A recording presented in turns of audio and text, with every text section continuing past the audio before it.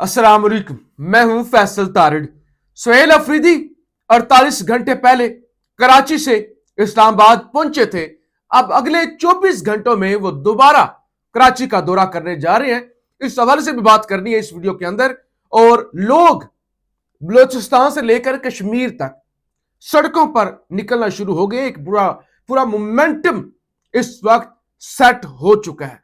तो हालात किस तरफ जा रहे हैं इस हवाले से भी इस वीलॉग के अंदर बात करेंगे। लेकिन सबसे पहले जो सबसे जरूरी चीज है वो है खित्ते के अंदर जो सूरत हाल है, खास तौर पे ईरान ने जो अपने साथ हमसाया ममालिक और खास तौर पर अरब ममालिक या खास तौर पर मुसलमानों के लबादे के अंदर वो मुल्क जो खुलकर अमेरिका के साथ खड़े हुए हैं या अमेरिका उनकी सरजमीन इस्तेमाल करता है, उनको ईरान की जानब से बता दिया गया है कि अगर हम मरे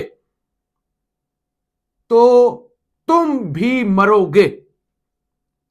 अगर हम न बचे, हमारा नुकसान हुआ तो फिर तुम्हारा भी नुकसान होगा। अब अरब ममालिक की जरा दौड़ें लगी हैं, अब थोड़ी सी उन्हें हीट फील हुई है, लिहाजा इस सवाल से भी इस वीलॉग के अंदर हमने बात करनी है।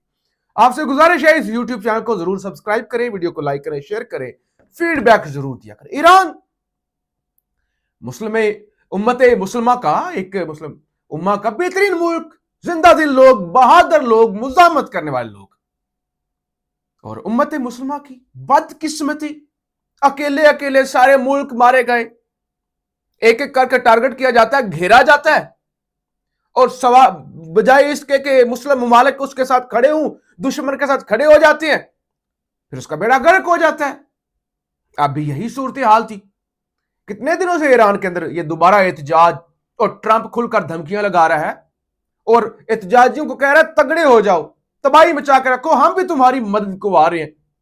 और डोनाल्ड ट्रंप ने एलोन मस्क से ये कहा कि तुम, क्योंकि इंटरनेट बंद है ईरान के अंदर, तो तुम स्टारलिंक जो तुम्हारा सैटेलाइट के जरिए इंटरनेट चलता है उसका इंतजाम करो। अब उन्होंने फौरी तौर पर इंतजाम कर दिया। ईरान की जानब से अब वो स्टारलिंक का जो सामान था वो कब्जे में लिया जा रहा है, पकड़ा जा रहा है जहां जहां पे उन्होंने भेजा है। और जो फौजी होते हैं जैमर, जरा सख्त जैमर होते हैं नॉर्मल जैमर से, उनको इस्तेमाल करके कोई 80% के करीब ये जो कोशिश थी कि स्टारलिंक के जरिए डायरेक्ट वो दिया जाए। और क्योंकि देखें, इस बात में कोई शक नहीं, मैं कोई ईरान का हामी नहीं हूं, यानी इस लिहाज से अगर कहा जाए तो, या किसी मुल्क का, हम तो पाकिस्तानी है ना, बतौर सहाफी जेन्युइन बात की जाए कि जो कुछ ईरान के अंदर हो रहा है, क्या ये इसराइल और इसके अमेरिका इसके पीछे नहीं है? इस सवाल ही पैदा नहीं होता। कोई जाहिल से जाहिल शख्स भी ये मानता है कि इसके पीछे अमेरिका और इसराइल है। हां, होंगे ईरान के अंदर मसाइल, हो सकता है वहां पे लोग, ये जो मुल्लाओं की हुकूमत आप कह लें, या आप कह लें कि मजहबी हुकूमत, उससे तंग हूं, कुछ लोग, सारे नहीं कुछ लोग। लेकिन ये जो सूरत हाल है ये टोटल स्पॉन्सर्ड है। तो लिहाजा एक तो ये बात होगी। तो लिहाजा अगर एक मुल्क के अंदर जबरदस्ती रिजीम चेंज हो रहा है इस्लामी मुल्क के अंदर, तो हमें तो इस्लामी मुल्क के साथ ही जाहिर है खड़ा होना चाहिए। अब हुआ क्या, अरब ममालिक ने बड़ा इजी लिया हुआ था। ठीक है भाई, तबाह होता है तो तबाह हो जाए ना, भाई ठीक है। ये ईरान ने तमाशा लगाया हुआ है, ईरान ना हो तो फिर सारे बस हंसी खुशी इसराइल के साथ भी रहे, अमेरिका के साथ भी रहे, और उनको अपना बाप बना कर रखे।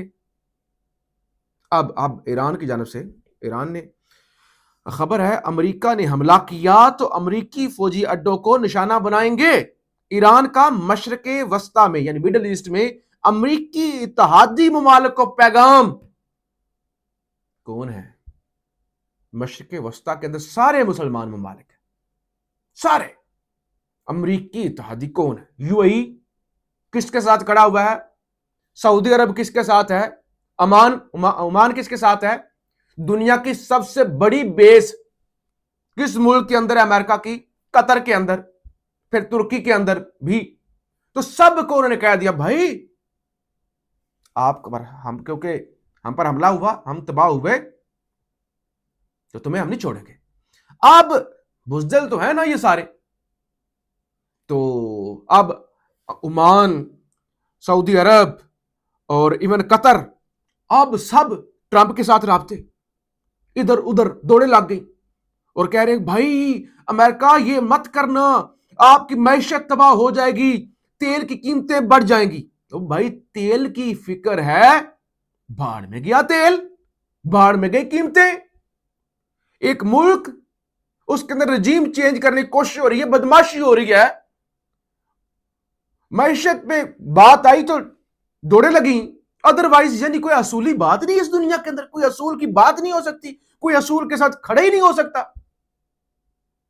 تو اب وہ کہہ رہے ہیں کہ بھائی ایک تو تیل کی قیمتیں اوپر نیچے ہو جائیں گی، پھر خطے کے اندر ایک پوری تباہی مچ جائے گی، امریکہ کی معیشت پر بھی اثر پڑے گا، اور ابرائے ہرمز جہاں سے دنیا کا کوئی 20% سے زیادہ تیل گزرتا ہے اس کو بھی ایران بند کر دے گا، تو لہٰذا آپ یہ مت کرو۔ تو اب جناب روکنے کی امریکہ کو جو ہے وہ کوشش ہو رہی ہے، جبکہ ٹرمپ کہہ چکا ہے کہ ہم یہ جو ایران کے اندر احتجاج کر رہے ہیں ان کی مدد کو آ رہے ہیں۔ تو یہ کل ملا کے ٹوٹل کہانی ہے جو ابھی تک کی صورتحال ہے وہ میں نے آپ کے سامنے رکھ دی ہے۔ اچھا جی، ایک تو علیمہ خان صاحبہ نے آج انکشاف کیا ہے، وہ جو گاڑیاں پکڑی گئی تھی نا، وہ جو آپ کو بتایا تھا گاڑیاں لوگوں کی پکڑ لی، کچھ 14 قریب گرفتار ہوئے، گرفتار کو آج رہا کر دیا گیا ہے، ان میں خواتین بھی تھی، تھانہ روات۔ علیمہ خان صاحبہ نے دعویٰ کیا کہ جو چھوٹی گاڑیاں پکڑی گئی ان سے 5-5 لاکھ روپے رشوت طلب کی گئی اور ان کو گاڑی واپس کی گئی۔ بڑی گاڑیاں جن کی پکڑی تھی 10-10 لاکھ روپیہ لے کے پولیس نے گاڑیاں واپس کی ہیں، تو وہ بھی بس ٹھیک ہے وہ کریں۔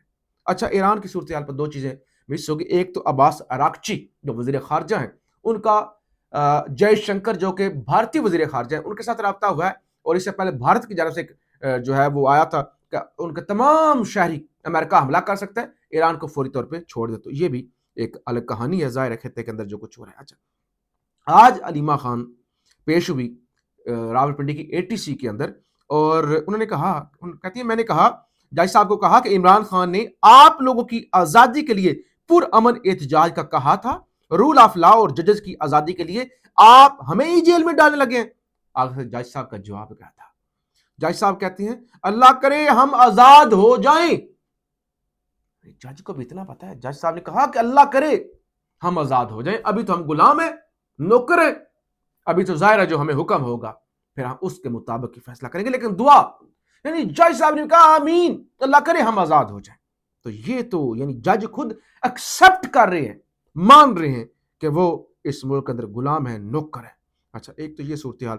سابق وزیر اعظم آزاد کشمیر سردار عبدالقیوم نیازی کی جانب سے لوگوں کو اسٹریٹ موومنٹ کے لیے نکالا گیا، کشمیر کے اندر بڑی تعداد کے اندر آج لوگ نکلے ہیں۔